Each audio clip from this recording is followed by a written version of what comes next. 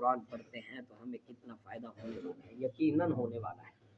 جناب من حدیث مبارکہ ہے، آقا دو عالم نور مجسم صلی اللہ علیہ وسلم نے فرمایا اگر قرآن کو فرمایا کسی چمڑے میں لکھ کر آگ میں ڈال دیا جائے تو چمڑے کو آگ نہیں جلائے گی، چمڑے کو آگ نہیں جلائے گی۔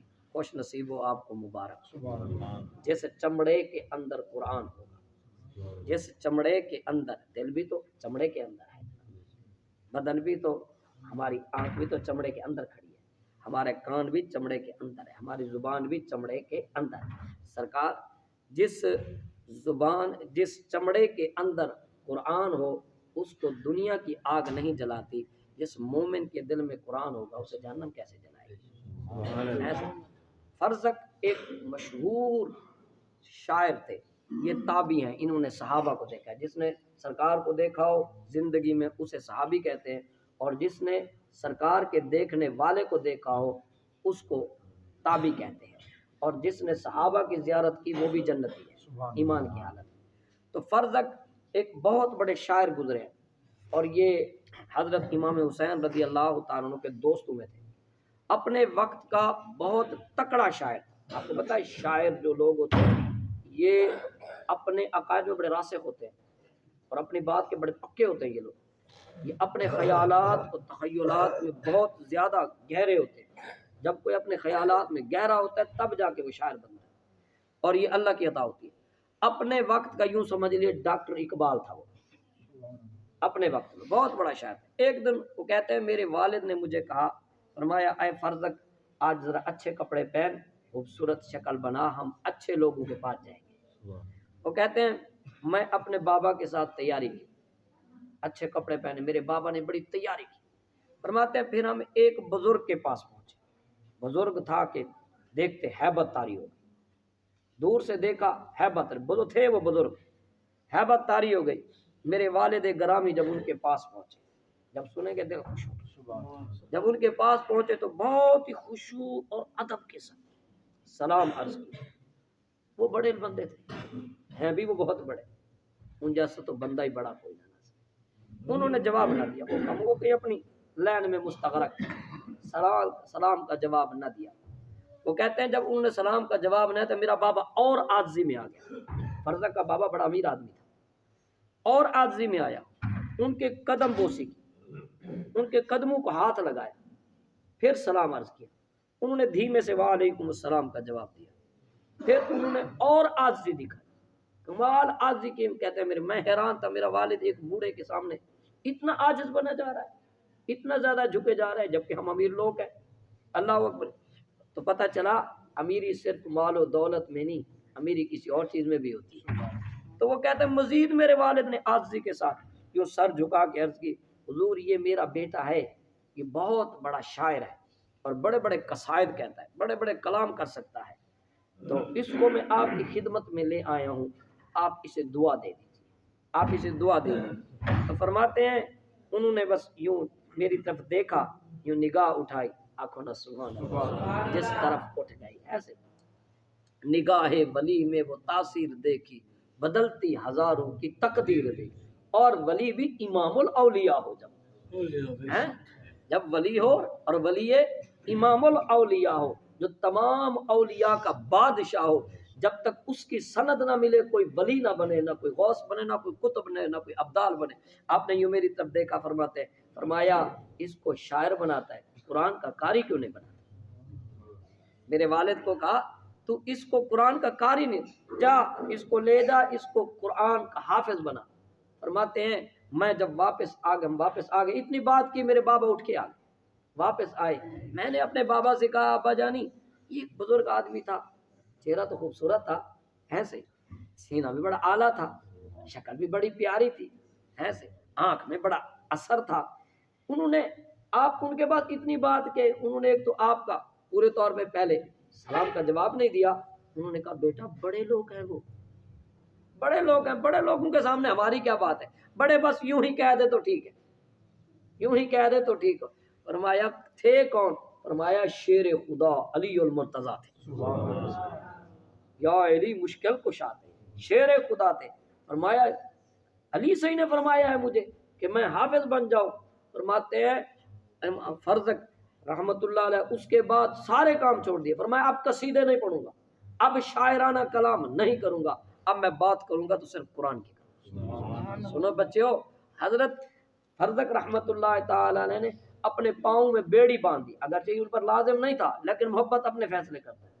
فرمایا پاؤں میں بیڑی باندھ لی اور فرمایا جب تک میں قرآن حافظ نہیں ہو جاتا اس وقت تک میں اپنے پاؤں سے بیڑی, یہ محبت کی بات ہے, کوئی فیصلہ نہیں ہے, فتویٰ نہیں ہے. یہ بعض کام بغیر فتووں کے بھی ہوتے ہیں اور بعض کام فتووں سے بھی بڑے ہوتے ہیں. اللہ اکبر کبیرہ.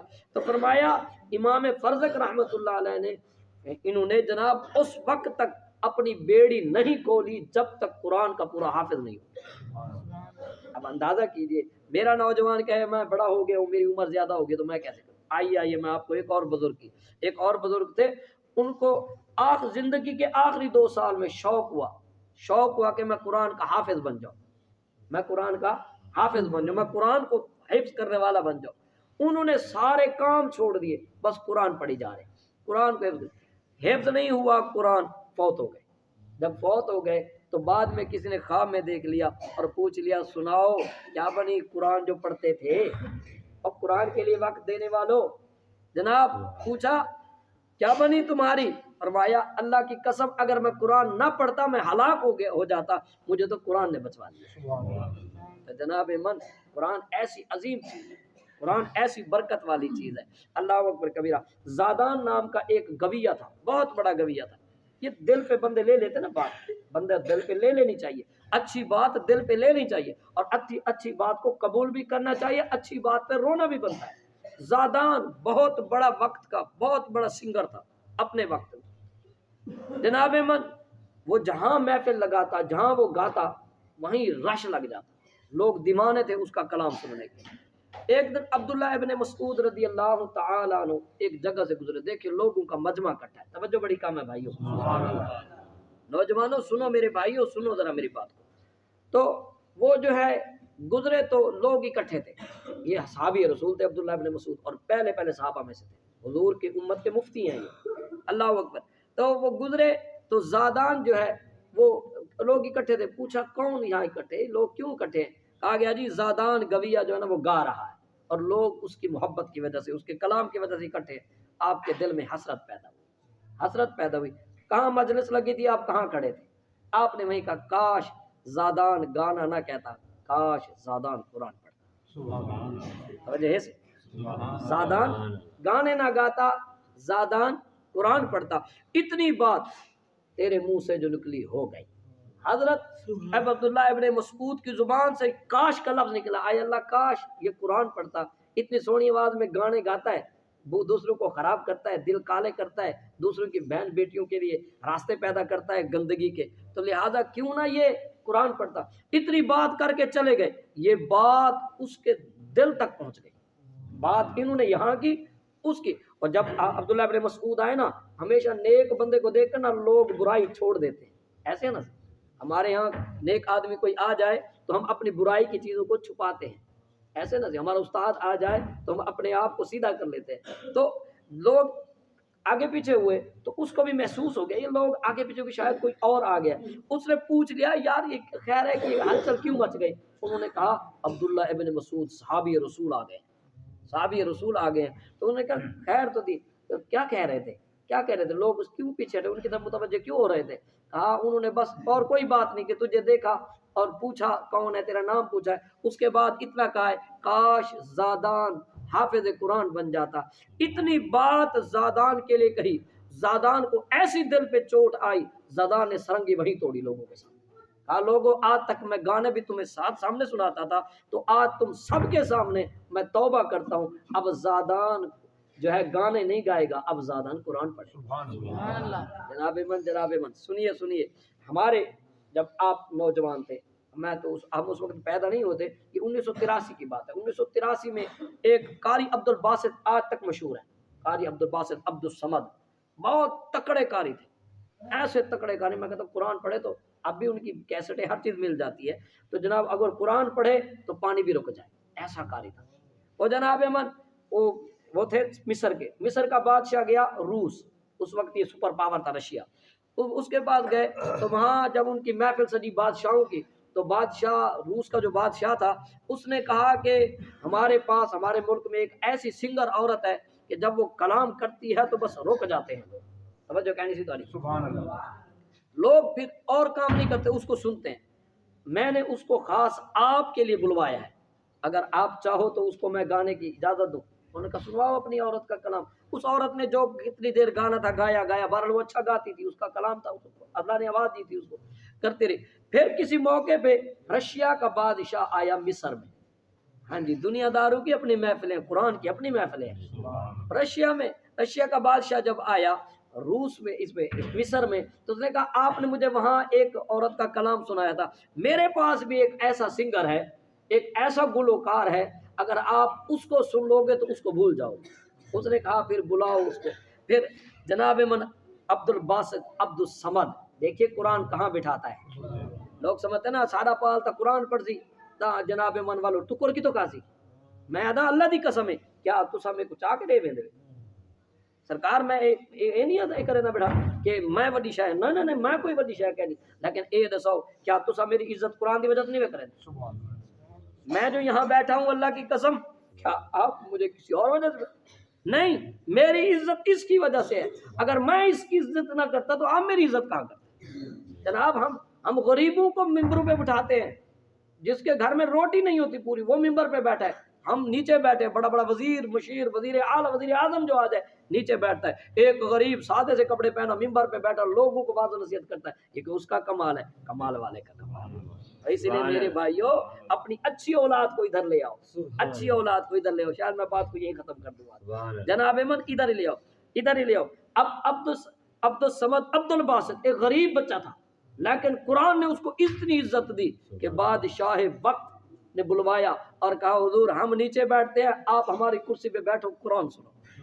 پھر جو عبد الباسط نے قرآن سنانا شروع کیا، پھر وہ بھی سونا قرآن، بندہ بھی سونا ہو، گلا بھی سونا ہو، لہ بھی ہو، لہجہ بھی ہو، بات بھی ہو، جناب جب قرآن عبد الباسط نے پڑھنا شروع کیا، اس نے کہا اس کی بات ہی تھک جاتے تھے، یہ کیا پڑھتا ہے، یہ کیسا سنگر ہے یار تمہارا، یہ تو کہتے بس سنتے رہو۔ کئی گھنٹے سنا اس نے، کئی گھنٹے تک، تھکا نہیں، تھکا نہیں۔ اس نے کہا یہ کیا کلام پڑھتا رہا ہے، یہ کیا ہے تمہارا؟ اس نے کہا یہ ہمارے نبی پہ نازلنے والا قرآن ہے۔ آج تک اس کی قبر پہ لوگ جاتے ہیں اور خراج تحسین پیش کرتے ہیں۔ تو جناب من یہ قرآن بندے کو عزت دیتا ہے، قرآن بندے کو مقام دیتا ہے۔ بادشاہ حضرت آخری بات کہوں آپ کو ذرا سبحان اللہ، امام ابو حنیفہ رحمۃ اللہ علیہ کے ایک شاگرد تھے امام ابو یوسف رحمۃ اللہ علیہ، یہ دین بڑی بابرکت چیز ہے، قرآن بڑی بابرکت چیز ہے۔ امام ابو یوسف رحمۃ اللہ علیہ کی جو ہے نا، آپ جو ہے بچپن میں یتیم ہو گئے تھے، نوجوان اما تھی، صرف ایک بیٹا ایک ماں، بس، اور کوئی کمانے کھانے والا کھلانے والا کوئی نہیں تھا، جنہ کوئی نہ تھی اللہ تھی اللہ ہے ہی سے۔ تو جناب من وہ انہوں نے ان کی اما نے اسے دھوبی کے کام پہ ڈال دیا، دھوبی کے کام پہ، چلو دھوبیوں کا کام سیکھ جائے گا میرا بیٹا، کوئی چار پیسے کمانے کے کام میں ہو جائے گا، یا اس کا وہ دھوبی جو تھا وہ روزانہ کوئی خرچہ 2 روپیہ دے دیتا، روٹی کھا لیتا۔ تو وہ جاتے جاتے ایک دن راستے میں حضرت امام ابو حنیفہ رحمۃ اللہ علیہ کا مدرسہ تھا، وہ بچہ جب جاتا تو راستے میں دیکھتا بچے اکٹھے ہیں، بڑے بڑے داڑھیوں والے بزرگ بیٹھے ہوئے ہیں، تو وہ بڑا حیران ہوتا ہے۔ ہم تو سمجھتے ہیں نا یہ بچوں کا کام ہے قرآن پڑھنے، یا اب کی دور کی بات ہے کہ ہم سمجھتے ہیں، ورنہ ہمارے بزرگ سفید داڑھیوں والے قرآن پڑھاتے ہیں۔ تو جناب من وہ گزرے تو دیکھا مجلس لگی ہوئی ہے، علم دین سکھایا جا رہا ہے، وہ بچہ ادھر نہ جاتا، اس کو لطف آیا، وہیں بیٹھ گئے ابو یوسف رحمۃ اللہ وہیں بیٹھ گیا۔ کچھ دن ماں کو پتہ چلا ابھی بچہ کام پہ نہیں جاتا، بچہ کہیں اور جاتا ہے، کیونکہ اس کے ہاتھوں کے وہ پانی والے اثر نہیں ہوتے۔ پوچھ لیا بیٹا کہاں جاتے ہو؟ انہوں نے کہا اماں جی راستے میں مولوی صاحب ایک بیٹھے ہیں، ان کی باتیں بڑی پیاری ہوتی ہیں، میں وہیں بیٹھ جاتا ہوں۔ میں پھر وہیں سے وہ چلی ہیں بچے کو لے کر آ کے کہنے لگی مولوی صاحب ساڑی ٹکر بند کرویں دے، کیا تو کو مسئلہ ہے؟ میرا بچہ تواڈے کول آ باندے، تساں جڑا نا ایک کچھ نہ کے کرو، ایک بھیج دیتا کرو۔ آپ نے فرمایا اماں اس کو بیٹھنے دے، اس کو بیٹھنے دے، جتنا خرچہ تجھے چاہیے روزانہ کا خرچہ بھی مجھ سے لے لے، 12 ماہ کے دانے بھی مجھ سے لے لے۔ 12 ماہ کے دانے بھی، آپ تاجر آدمی تھے، بہت بڑے امیر آدمی تھے اور امام تھے وقت کے، اللہ اکبر۔ تو عورت اس بات پہ راضی ہو گئی، انہوں نے کہا آپ کو روزانہ خرچہ بھی ملے گا اور آپ کو دانے بھی ملیں گے۔ کچھ دن گزرے، اماں کے دل میں پھر خیال آیا کہ یار یہ کب تک یہ امام صاحب ہمیں کھلاتے رہیں گے، کل کو اس نے بھی مر جانا ہے، میں نے بھی مر جانا، میرا بچہ تو پھر رل جائے گا، یہ پتہ نہیں مولوی بن رہا ہے کیا کرے گا۔ تو جناب من پھر آئی، کہنے لگی امام صاحب آپ بھی کل کو فوت ہو جائیں گی، میں بھی فوت ہو، بچہ تو میرا پھر رل جائے گا، یہ مولوی بن کے کیا کرے گا۔ آپ نے جو بات کی نا اس وجد میں آ کر آپ نے فرمایا اماں میں اسے پستے کے روغن میں حلوہ کھلانے والا کام کر رہا ہوں، تو کہتی اس کو دھوبی بنا دوں۔ اب سنیے گا اللہ کے ولی کی زبان سے نکلے ہوئے، یہ بھی تابعی ہیں، امام ابو حنیفہ رحمۃ جن کے ہم مقلدین یہ تابعی ہیں۔ باقی جتنے امام ہیں نا، جو باقی 3 امام ہیں، امام احمد بن امام شافعی، یہ سارے تابعی نہیں ہیں، یہ تبع تابعی ہیں، یہ ان کے شاگرد ہیں۔ تو جناب من حضرت نے فرمایا میں کہتا ہوں کہ میں اسے پستے کے روغن میں، پستے کے نکلے ہوئے تیل میں یہ جو ہے جناب من میں یہ کھلا رہا ہوں، حلوہ کھلانے کا انتظام کر رہا ہوں، اور تو کہتی ہے دھوبی بن جائے، چھوڑ دے اس کو۔